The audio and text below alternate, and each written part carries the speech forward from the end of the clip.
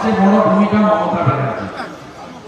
মমতা ব্যানার্জির আমলে হাবড়াতেও যেমন পুকুর বোঝানো হয়েছে, মধ্যমগ্রামেও পুকুর বোঝানো হয়েছে, অশোকনগরেও পুকুর বোঝানো হয়েছে।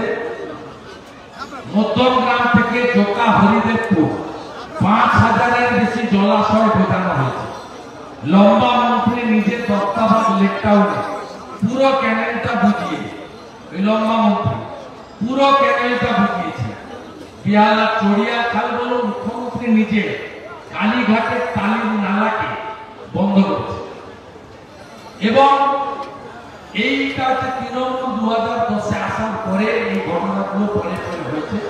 আর এখন বিশেষ করে গার্ডেন ব্রিজ, মেটিয়াবুরুজ, ইকবালপুর এলাকাতে সেখানে 80% বিল্ডিং এ না আছে কনভার্সন, না আছে মিউটেশন, না আছে সাইট প্ল্যান, না আছে রুল প্ল্যান, না আছে ফায়ার ব্রিগেডের এনওসি। সমস্ত ইলিগাল কনস্ট্রাকশন হয়েছে এবং এর সঙ্গে মেয়রের সরাসরি আর্থিক যোগ রয়েছে। কিছুদিন আগে ইডি আমির আলী বলে একজনের বিছনার নিচ থেকে 17 কোটি টাকা ওই এলাকা থেকে উদ্ধার করেছিল, আপনারা জানেন। আমি গার্ডেন মেটিয়াবুরুজের ঘটনায় 134 নম্বর ওয়ার্ডের কাউন্সিলর শামস ইকবাল, নিকনেম হচ্ছে অনেক, তার গ্রেফতারের দাবি করছে এবং সমগ্র কলকাতাতে যত বেআইনি বাড়ি হয়েছে জলাভূমি বুঝিয়ে তার তদন্ত নিরপেক্ষ তদন্তকারী সংস্থা থেকে হোক এই দাবি করছে। আমি আগামীকাল একটি আরটিআই জমা করছি কলকাতা কর্পোরেশনে, যেখানে বিগত 5 বছরে প্রত্যেকটি ওয়ার্ডে অনুমোদিত বাড়ি, বিল্ডিং, কমার্শিয়াল আর ডোমেস্টিক আর রেসিডেন্সিয়াল, তার তালিকা চাইব এবং রিজেক্ট হওয়া প্ল্যানের তালিকা চাইব, পেন্ডিং থাকা প্ল্যানের তালিকা চাইব।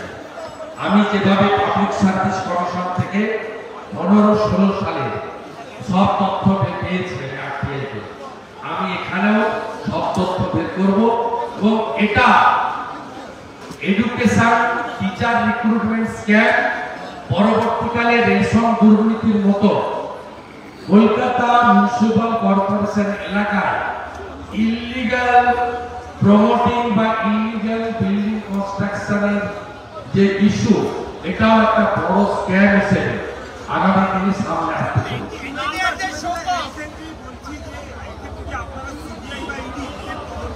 আমি জনগণের কাছে, ভুক্তভোগীদের কাছে আপিল করেছি তারা জনস্বার্থের মামলা হাইকোর্টে দেবে। আমাদের লিগ্যাল সাপোর্ট, নৈতিক সাপোর্ট, সব সাপোর্ট থাকবে। কিন্তু যারা ভিকটিম, যারা ওই এলাকাগুলোতে, ওয়ার্ডগুলোতে মানুষরা ভিকটিম হচ্ছে, তাদের কাছে একটা লিডার অফ অপোজিশন আমি আপিল করছি যে আপনারা পাবলিক ইন্টারেস্ট লিটিগেশন করে এটা নিয়ে লড়াই করুন। আমরা আছি। বিজেপির পক্ষ থেকে গতকালও রাস্তায় ছিল আমাদের লোকেরা। আজকে কলকাতার 2টো জেলা সব বড়তে বিজেপি বিক্ষোভ দেখিয়েছে। সাউথ ক্যালকাটাতে আমাদের 16 জন এখন অ্যারেস্ট হয়ে জেলে আছে।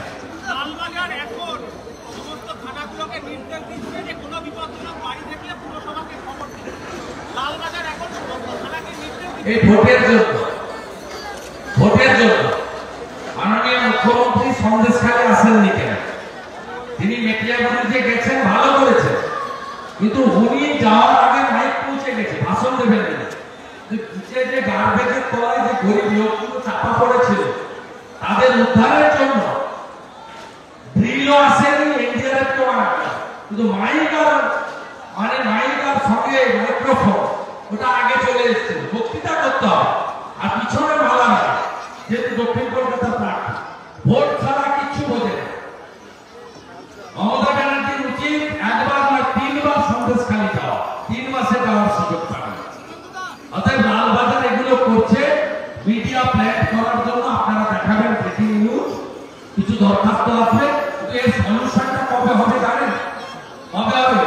বিজেপি সরকারের যোগী আদিত্যনাথজি এই সমস্ত বেআইনি কাজকে মাটির সঙ্গে মেশানোর জন্য কি ব্যবস্থা রেখেছিলেন? উত্তরপ্রদেশে বুলডোজার গুলো সব আইডিয়াল হয়ে পড়ে আছে, ওগুলো আমরা ওখান থেকে